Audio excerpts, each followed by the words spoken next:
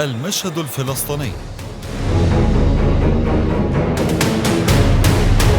أنهت وفود قيادة فصائل المقاومة الفلسطينية زيارتها إلى القاهرة مطلع الشهر الجاري لبحث عدد من القضايا المتعلقة بالشأن السياسي والميداني في قطاع غزة، وسط حديث متداخل حول ملفات الزيارة وأجندة القضايا التي تم طرحها. وتأتي الدعوة المصرية للفصائل في إطار الاهتمام الرئيسي التي يمنح القاهرة دورا وازنا على الصعيد الدولي، يدفع الإدارة الأمريكية للاعتراف بأهمية هذا الدور في ظل المعطيات الراهنة على صعيد القضية الفلسطينية وتوجهات الإدارة الأمريكية الحالية لإدارة الحالة في الشرق الأوسط. وقد ناقشت الزيارة العديد من الملفات الخاصة بالقضية الفلسطينية وتطورات العلاقة الثنائية، على اعتبار أنها زيارة مجدولة مسبقا، رغم أنها جاءت بعد معركة الثأر الأحرار الأخيرة، ومثلت محطة لتعزيز الرؤى والمواقف تجاه مسارات الأحداث وتطوراتها.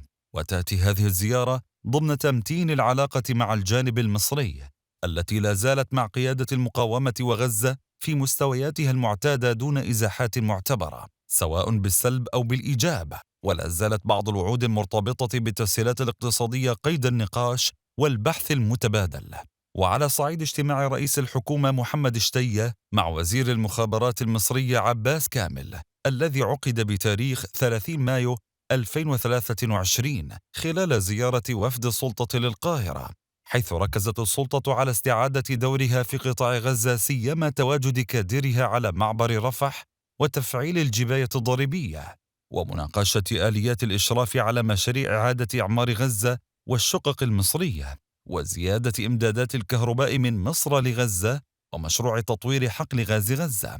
وشدد شتي على تحسين الأوضاع الاقتصادية للسلطة وزيادة إيراداتها عبر الاستفادة من مشاريع قطاع غزة والتجارة عبر معبر رفح. ولم تحمل الزيارة أي جديد بخصوص ملف المصالحة الوطنية أو إطلاق أفق سياسي لمشروع التسوية. المقاومة في الضفة.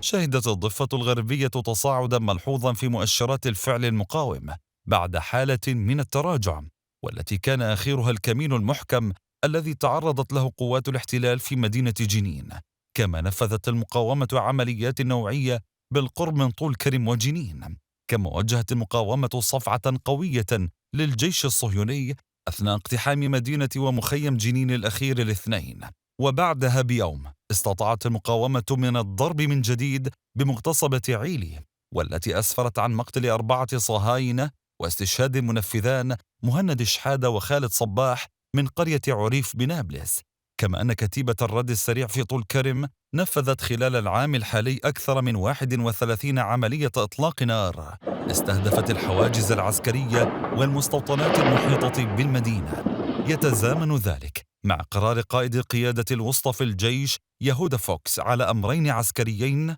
الأول يلغي منع دخول المستوطنين إلى منطقة مستوطنة حميش المخلاة، والثاني يقضي على أن منطقة حميش تخضع لمنطقة نفوذ المجلس الاستيطاني شامرون، ما دفع المستوطنين إلى إعادة بناء مدرسة دينية يهودية في موقع المستوطنة، فيما تسبب ارتفاع وتيرة عمليات إطلاق النار وتفعيل العبوات الناسفة في إثارة مخاوف العدو في الفترة الحالية، وسط تحذيرات من خطر انتشار السلاح في كافة المحافظات، حيث دعت أوساط أمنية وسياسية صهيونية لتنفيذ عملية موسعة في الضفة بعد وقف إطلاق النار في قطاع غزة. حيث أكد وزير الأمن القومي الصهيوني بن كفير أنه لا يسمح بتآكل الردع في أي من الساحات التي تعمل بها المقاومة، بما فيها ساحة الضفة، مشيرا إلى أنه سيواصل تعزيز الاغتيالات وتضييق المساحات التي تعمل بها المقاومة في شمال الضفة الغربية، وللوقوف حول أهم المتغيرات التي طرأت في الآونة الأخيرة للمطالبة بتوسيع العدوان في الضفة. يمكن الإشارة إلى المعطيات التالية: تدرس المؤسسة العسكرية الصهيونية إمكانية تنفيذ عملية عسكرية واسعة في الضفة، حيث تدور النقاشات بين قيادة الجيش والمنظومة الأمنية لتغيير السياسة العسكرية لدرجة الخروج إلى عملية عسكرية واسعة. يؤيد جهاز الأمن الصهيوني الشباك السياسات الهجومية، ويرى أنه من الضرورة تغيير السياسة الأمنية في الضفة بالتزامن مع قرار المجلس الوزاري المصغر لتحسين صورة الردع. لم يحدد وزير جيش العدو يوآف جالنت موقفه النهائي من العملية العسكرية بعد، وطلب من الهيئات القيادية في المؤسسة العسكرية إجراء نقاش معمق حول إمكانية تنفيذ عدوان واسع وشامل في محافظات الضفة. فقدت السلطة السيطرة الأمنية بصورة جزئية على عدد من المحافظات الشمالية بما فيها نابلس، جنين، طول كرم، والتي تشهد ارتفاعا ملحوظا في عمليات إطلاق النار تجاه العدو.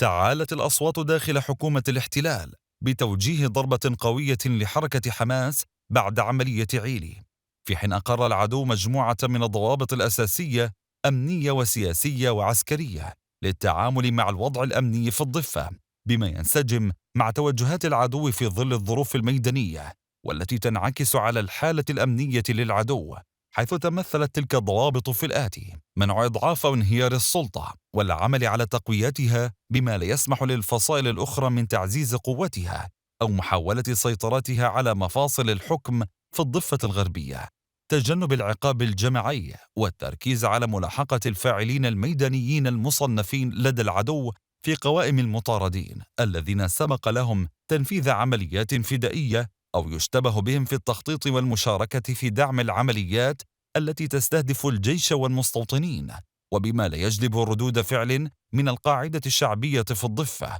قد يؤدي لانتفاضة شاملة.